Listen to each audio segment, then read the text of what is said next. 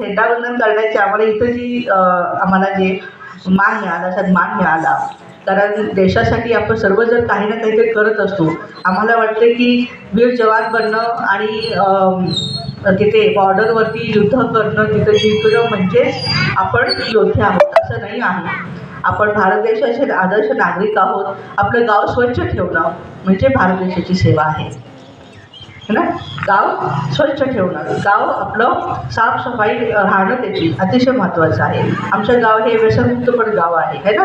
या गावामध्ये दारूचं दुकान नाही आहे, परंतु पान तंबाखू वगैरे असेल कुठेतरी, तर ती पण बाहेर काढूया. आणि आमच्या गावामध्ये दत्त महाराजांचं खूप मोठं प्रस्थ आहे. त्या ठिकाणी हजारो लाखो भाविक येतात आणि खूप शांतीचा आनंदाचा संदेश घेऊन जातात. तर या ठिकाणी आमच्या या ग्रामपंचायतीला किंबहुना आमच्या संपूर्ण ग्रामस्थांना एक छोटीशी भेटवस्तू आहे.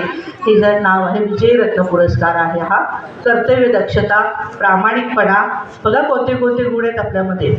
कर्तव्य दक्षता, प्रामाणिकपणा, आत्मविश्वास, विश्व एकता, निर्णय क्षमता, निस्वार्थ सेवाभाव इत्यादी दिव्य गुणांनी संपन्न बनून स्वपरिवर्तनातून विश्वपरिवर्तन करण्याची शिवधनुष्य आपण सर्वांनी अखंडपणे पेललेले आहे.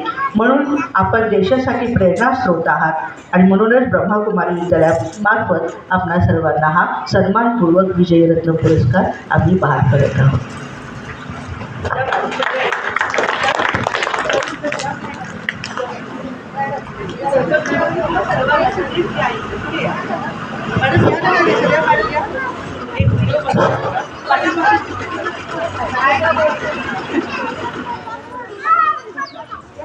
बोलो भारत माता की जय, भारत माता की जय, भारत माता की जय, वंदे